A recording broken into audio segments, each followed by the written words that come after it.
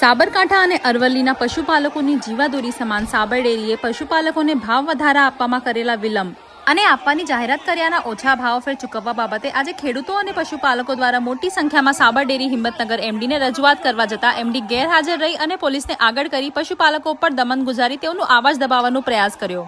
ખેડૂતોએ ઉગ્ર વિરોધ કરતા પોલીસ દ્વારા લાઠીચાર્જ કરી અને આંસુના ગોળા છોડવામાં આવ્યા। શું આ છે વિકસિત ગુજરાતનું મોડેલ? ખેડૂતોના હકની માંગણી પર સરકારી પોલીસ તંત્ર દ્વારા લાઠીચાર્જ।